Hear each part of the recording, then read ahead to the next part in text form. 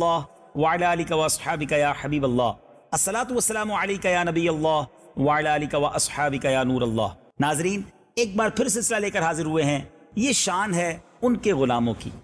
آج کس عظیم ہستی کا ذکر ہونا ہے، سبحان اللہ، آج اس ہستی کا ذکر ہونا ہے جس کے بارے میں سیدی اعلیٰ حضرت امام اہل سنت کمال کی بات لکھتے ہیں۔ آپ لکھتے ہیں، کیا بات رضا اس چمنستان کرم کی، کیا بات رضا اس چمنستان کرم کی، زہرا ہے کلی جس میں حسین اور حسن پھول۔ چمنستان کرم، جنت کے اس گلشن کی جو کلی ہیں، جن کو خاتون جنت کہا جاتا ہے، جن کو نبی پاک علیہ الصلوۃ والسلام کے جگر کا ٹکڑا، پیارے آقا علیہ الصلوۃ والسلام کی لاڈلی شہزادی۔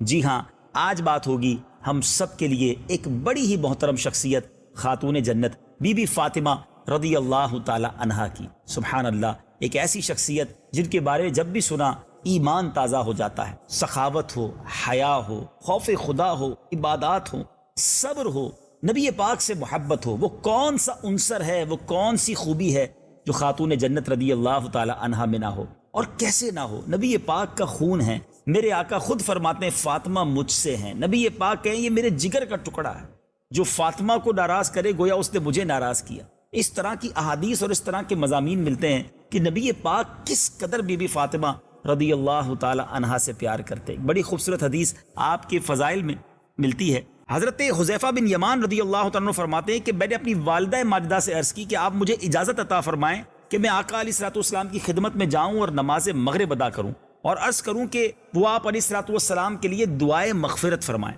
حضرت حذیفہ فرماتے ہیں کہ میں جب پیارے آقا علیہ الصلوۃ والسلام کی خدمت میں حاضر ہوا، نماز مغرب ادا کی، تو اس کے بعد نبی پاک علیہ الصلوۃ والسلام تشریف لے جانے لگے، تو میں بھی آقا علیہ الصلوۃ والسلام کے پیچھے پیچھے جانے لگا۔ سرور کائنات علیہ الصلوۃ والسلام نے جب میری آواز سنی تو فرمایا، کون؟ کیا حذیفہ ہے؟ میں نے کہا جی حضور۔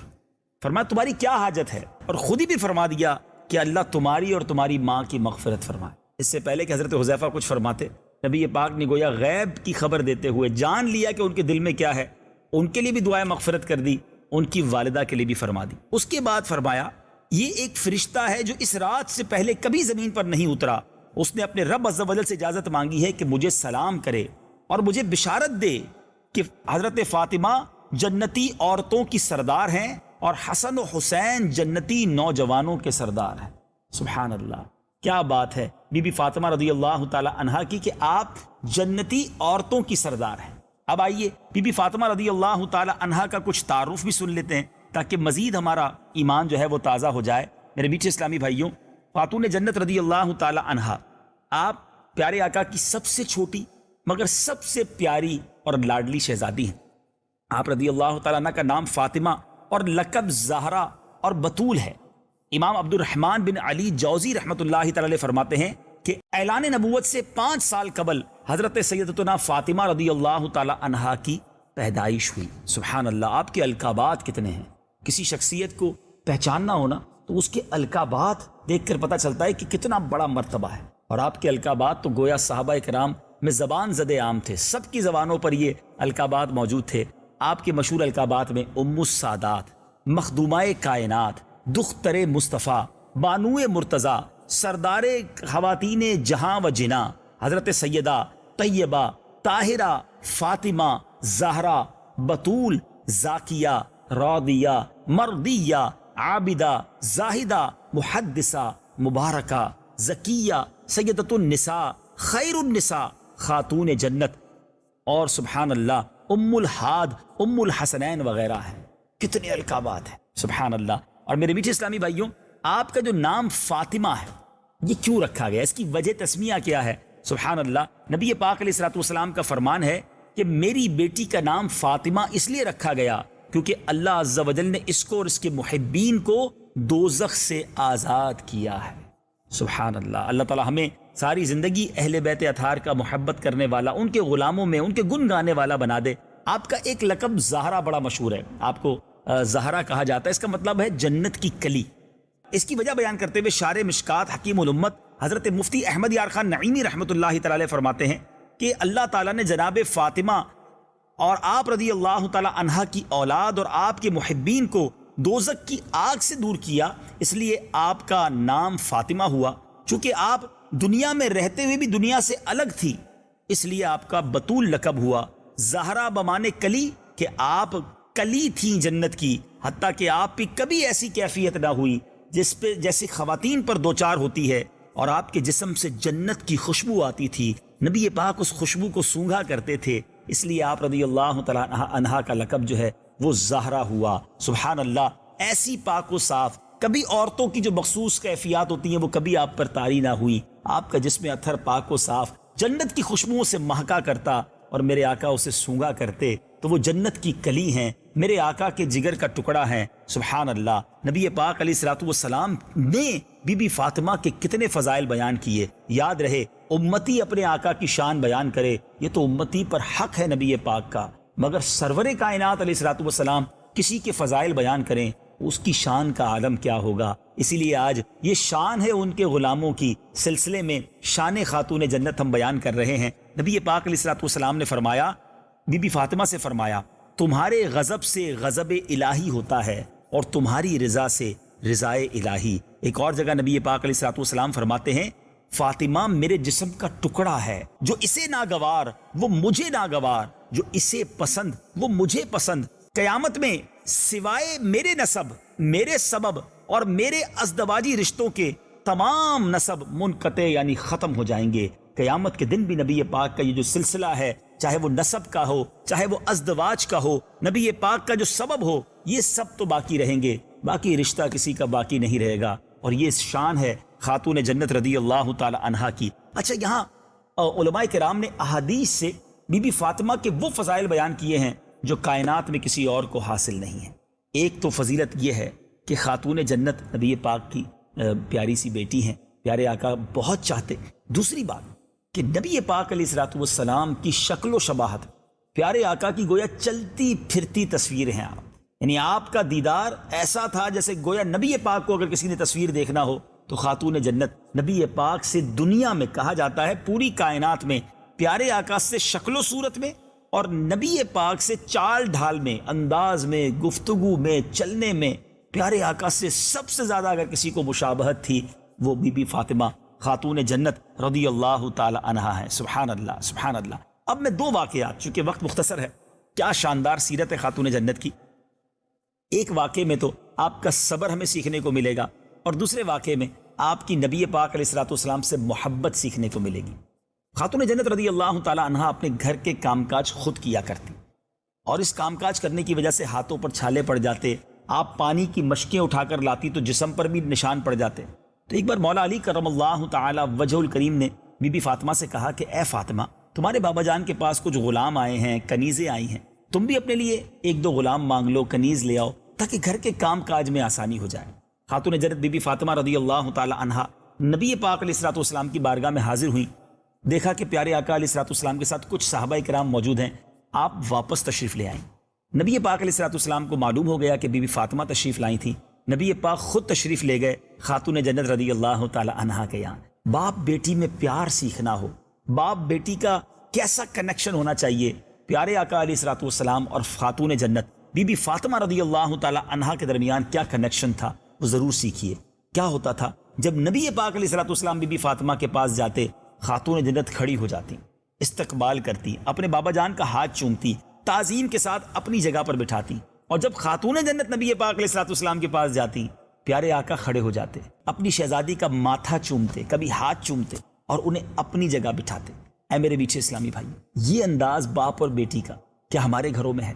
بعض اوقات تو یہاں بیٹی کی پیدائش پر منہ چڑھا لیا جاتا ہے، یہاں بیٹی کو گویا ڈیگریڈ کیا جاتا ہے۔ نہیں میرے میٹھے اسلامی بھائی، نبی پاک کی ایک حدیث آپ کو سنا دوں، میرے آقا علیہ الصلوۃ والسلام فرماتے ہیں، جس کا مضمون ہے بیٹیوں کو برا مت کہو، بے شک میں بھی بیٹیوں والا ہوں۔ سبحان اللہ، جس کے گھر میں بیٹیاں ہیں وہ تو گویا جنت میں جانے کا ٹکٹ ہے۔ جی ہاں، ایک اور جگہ نبی پاک علیہ الصلوۃ والسلام نے فرمایا، جس کا مضمون ہے جس کی 3 بیٹیاں ہوں اور وہ ان کی صحیح معنوں میں تربیت کرے تو اللہ تبارک و تعالیٰ اس خدمت کی برکت سے ماں باپ پر جنت کو واجب کر دیتا ہے۔ ایک صحابی نے عرض کی کسی کی 2 بیٹیاں ہوں، فرمایا 2 ہوں تب بھی۔ ایک نے عرض کی حضور کسی کی 1 بیٹی ہو، فرمایا 1 بیٹی ہو تب بھی جنت واجب ہو جاتی ہے۔ سبحان اللہ، بیٹیاں تو آ جائیں اور اس کی صحیح تربیت بندہ کر لے، اس کو جس طرح اس کے اگلے گھر تک پہنچانا ہے اس کا صحیح انتظام کرے تو جنت واجب ہو جاتی ہے۔ تو کیوں بیٹیوں کو برا بھلا کہتے ہیں؟ کیوں بیٹیوں کی پیدائش پر آپ جس کو کہیں کہ افسردہ ہو جاتے ہیں؟ اور بعض اوقات تو گھروں میں لڑائیاں ہوتی ہیں. کیا بیوی کے ہاتھ میں ہے، زوجہ کے ہاتھ میں ہے کہ وہ بیٹی پیدا کرے یا بیٹا پیدا کرے؟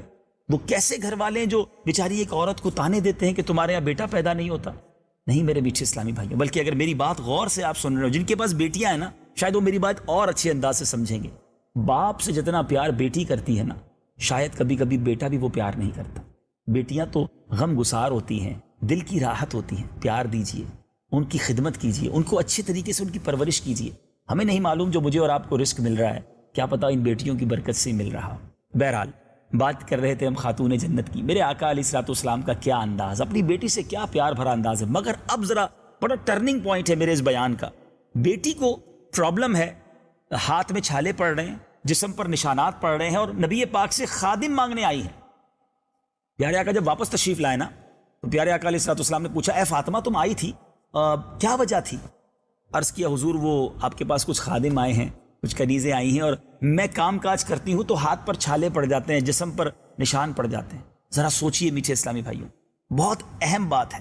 جس سے پیار زیادہ ہونا اس کی تکلیف نہیں دیکھی جاتی. اور بعض اوقات یہ لاڈ میں ہم اپنے بچوں کو بگاڑ بھی دیتے ہیں کہ وہ جو کہتا ہے ہم اس کی مان لیتے ہیں، جو ڈیمانڈ کرتے ہیں پوری کر دیتے ہیں، اور بعض اوقات اس کی وجہ سے اس کی تربیت میں کمی ہو جاتی ہے. سبحان اللہ. میرے آقا کونین کے والی ہیں، اللہ کی عطا سے آپ فرشتوں کے آقا ہیں. آپ کے آرڈر کرنے کی دیر تھی، خزانوں کے اور خدمتگاروں کے ڈھیر لگ جانے تھے. مگر کیا شاندار تربیت کی، اور رہتی دنیا کی گویا اسلامی بہنوں کے لیے، رہتی دنیا کی میری بہنوں کے لیے کیا شاندار میسج دیا کہ بیٹا اپنے گھر کے کام کاج خود کر لیا کرو. میں حدیث کا خلاصہ سنا رہا ہوں. اپنے گھر کے کام کاج خود کر لیا کرو، اور جب کام کاج کر کے تھک جاؤ تو 33 بار سبحان اللہ، 33 بار الحمدللہ، اور 34 بار اللہ اکبر پڑھ لیا کرو. ایک روایت کے مطابق 33 بار سبحان اللہ، 33 بار الحمدللہ، اور 33 بار اللہ اکبر پڑھ لیا کرو. ناظرین، آج شاید بہت سارے ناظرین کو پتہ چل جائے گا کہ یہ تسبیح فاطمہ جو ہم نماز کے بعد پڑھتے ہیں، اس کو تسبیح فاطمہ کیوں کہتے ہیں. اس کے پیچھے یہ ساری سٹوری موجود ہے، یہ سارا واقعہ پس منظر موجود ہے کہ آپ گئی تو خادم لینے تھی، گئی تو غلام اور خدمتگار لینے تھی، مگر نبی پاک نے اپنی بچی کی کیا تربیت کی کہ بیٹا اپنے گھر کے کام کاج اپنے ہاتھ سے کیا کرو، اور پھر تسبیح فاطمہ عطا فرمائی. تھک جاؤ تو یہ پڑھ لیا کرو. سبحان اللہ. ہر نماز کے بعد اس تسبیح کو ضرور پڑھا کریں. بلکہ علماء بڑی کمال کی بات لکھتے ہیں کہ اگر آج بھی کوئی بڑی محنت کرتا ہو، تھک جائے، اور محنت کر کے جب وہ گھر پہنچے تو اسے چاہیے کہ تسبیح فاطمہ پڑھ لے، اس کی تھکن دور ہو جائے گی. تو کیا خوب لیسن ملتا ہے. آج ہو سکتا ہے مجھے میری مائیں بہنیں سن رہی ہوں گی، اسلامی بہنیں گھروں میں سن رہی ہوں گی. بہت زیادہ اپنے آپ کو آج لوگ گھر کے کام کاج سے دور کر رہے ہیں، اپنے ہاتھ سے کام کرنے کے لیے تیار نہیں ہیں. ہم نے خادمائیں رکھنا شروع کر دی ہیں، اپنے گھر کے کام کاج کو عیب سمجھنا شروع کر دیا ہے. ایسا نہیں ہے کہ کسی خادم کو یا خادمہ کو رکھنا ناجائز یا منع ہے. آپ کو اللہ نے نوازا، آپ رکھ سکتے ہیں. پردے کا جو بھی معاملہ ہے وہ ہونا چاہیے، لیکن گھر کے کام کاج سے جو گھر میں محبت ہوتی ہے، اپنے ہاتھ سے اگر کوئی کھانا پکاتا ہے تو گھر والے اس سے محبت کرتے ہیں. اگر آپ گھر والوں کی آنکھوں کا تارا بننا چاہتے ہیں نا، تو کچھ نہ کچھ کام اپنے ہاتھوں سے کیجیے. ہاتھوں کے کام میں کوئی قباحت نہیں ہے. اور یہ تو سنت بی بی فاطمہ رضی اللہ تعالیٰ عنہ ہے نا، نبی پاک کی شہزادی کا انداز ہے. بلکہ خود نبی پاک علیہ الصلوۃ والسلام بھی اپنا سودا سلف لاتے تھے، گھر کے کام کاج میں ہاتھ بٹاتے تھے. تو اسلامی بھائیوں کو بھی یہ کرنا چاہیے، اسلامی بہنوں کو بھی یہ کرنا چاہیے. تو بہت خوبصورت میسج آپ کی سیرت سے ملتا ہے. یہاں صبر کا میسج بھی ملتا ہے. اگر کوئی غریب اسلامی بھائی اور اسلامی بہنیں مجھے سن رہی ہیں تو صبر کیجیے. اگر آپ کے گھر میں تھوڑا مالی پوزیشن کمزور ہے، گھر کے کام کاج خود کرنے پڑتے ہیں، کھانے پینے میں کوئی کمی ہے، تو اس میں دل چھوٹا نہ کیا کریں. ہمارے سامنے اس شخصیت کی بات ہو رہی ہے جو جنت کی عورتوں کی سردار ہیں اور نبی پاک کی لاڈلی شہزادی ہیں، جن کے لیے نعمتوں کی کمی نہیں تھی. مگر بیٹی کی تربیت کیسے کی کہ غربت میں بھی وہ خوش ہیں اور صبر ہے، شکوہ نہیں ہے. تو میری بہنیں جو مجھے سن رہی ہیں، خدارا شکوہ نہ کیا کریں، نہ اپنے بچوں کے ابو سے، نہ اپنے والد صاحب سے، نہ اپنے بڑے بھائی سے. اور میں آپ کو صحیح بتاؤں، بعض اوقات یہ فیملی پریشر ہوتا ہے کہ برابر والوں نے تو یہ نیا گھر بنا لیا، انہوں نے تو گاڑی لے لی، انہوں نے نیا فرنیچر ڈال دیا، ہمیں بھی چاہیے، ہمیں بھی مہنگا سوٹ چاہیے. اور ان کی بعض اوقات مرد کی استطاعت نہیں ہوتی، اس کی آمدنی کم ہوتی ہے. اور جب فیملی پریشر بڑھتا ہے تو پھر وہ مرد گناہوں کی طرف، حرام کمانے کی طرف چلا جاتا ہے، چوری کرنے کی طرف، ڈاکہ ڈالنے کی طرف، بعض اوقات رشوت، بعض اوقات فراڈ، اور جس کو آپ جوئے کا کام کہیں، اتنے غلط کام میں وہ ملوث ہو جاتا ہے کیونکہ اس کو زیادہ پیسے چاہیے، گھر سے پریشر بہت ہے. اور ایک وقت آتا ہے کہ پیسے تو آنا شروع ہو جاتے ہیں مگر وہ حرام کے ہوتے ہیں. اور دوسرا پرابلم یہ ہوتا ہے کہ تھوڑے عرصے بعد پولیس گھر آتی ہے، آپ کے سامنے آپ کے بھائی کو، آپ کے بچے کے ابو کو یا آپ کے والد صاحب کو اٹھا کر لے جاتی ہے، پھر سر پکڑ کر روتے ہیں. اس وقت کہاں گئی تھی آپ کی عقل کہ آمدنی 10,000 تھی، آمدنی ماہانہ 20,000 تھی، اور آپ کے لیے مہنگے کپڑے بھی آ رہے تھے، نیا فرنیچر بھی آ رھا تھا، اسکوٹر سے گاڑی بھی لے لی گئی تھی. اس وقت کیوں نہ سوچا کہ یہ پیسہ کہاں سے آ رہا ہے، کیوں پریشر دیا ایسا؟ کاش خاتون جنت کی سیرت سے یہ مدنی پھول ہماری ساری بہنیں سیکھ جائیں. یاد رہے پہلے کے زمانے میں مرد جب کام کے لیے جاتا تھا نا تو عورتیں رخصت کرتے وقت کہتی تھی دیکھو حرام مت کمانا، ہم تھوڑا کھا لیں گے مگر جہنم کا عذاب نہیں سہ سکیں گے. مگر آج کہتے ہیں کہیں سے بھی لاؤ، چوری کرنی پڑے، کچھ بھی کرنا پڑے، ہماری ڈیمانڈز پوری کرو. ایسا نہ کریں، اپنے گھر کے مرد کا ساتھ دیں. اگر حالات مشکل ہیں تو کوئی بات نہیں، ان مشکل حالات میں آپ ان کو سپورٹ کریں، سب مل کے اللہ سے دعا کریں، میرا رب جب چاہے گا حالات بدل دے گا. اللہ مجھے اور آپ کو صبر کی توفیق عطا فرمائے. خاتون جنت کی بات ہو اور آپ کے پردے کی بات نہ ہو. آخری پیغام دے کر اپنی گفتگو کو ختم کرتا ہوں. خاتون جنت اتنی حیا والی، اتنی پردے والی ہیں کہ زندگی بھر تو پردہ کیا، مگر جب آخری وقت آپ کو ایک ڈولی دکھائی گئی جس میں ایسی ڈولی جنازے کی بنائی گئی، آپ کو بتایا گیا کہ اے بی بی آپ کا جنازہ جب اس میں لے جایا جائے گا کسی غیر مرد کی آپ کے جنازے پر نظر نہیں پڑے گی. نبی پاک علیہ الصلوۃ والسلام کی دنیا سے پردہ فرمانے سے لے کر اس دن تک آپ مسکرائی نہیں تھی. ایک ہی بار مسکرائیں اس ڈولی کو دیکھ کر، جس سے یہ انہیں اطمینان ہو گیا کہ میرے جنازے پر بھی کسی غیر مرد کی نظر نہیں پڑے گی. اور ہماری خاتون جنت کے پردے کا عالم یہ ہے کہ جب قیامت کے دن آپ پل صراط سے گزریں گی تو قیامت کے دن علماء فرماتے ہیں یہ اعلان ہوگا کہ تمام اہل محشر اپنی آنکھیں نیچی کر لیں، نگاہیں نیچی کر لیں، خاتون جنت کی سواری گزرنے والی ہے. ایسی با پردہ خاتون جن کا ہم سب اب ان کی غلامی کا دم بھرتے ہیں، پنجتن کا اپنے آپ کو ہم غلام کہتے ہیں. میری اسلامی بہنیں سوچیں کہ وہ تو جنازہ بھی کوئی نہ دیکھے، اس کی تمنا کریں، اور آج ہماری بہنیں بازاروں میں بے پردہ گھومیں. یہ سچی غلامی نہیں ہے اہل بیت کی. ان کی سیرت مجھے اور آپ کو یہ پیغام دیتی ہے.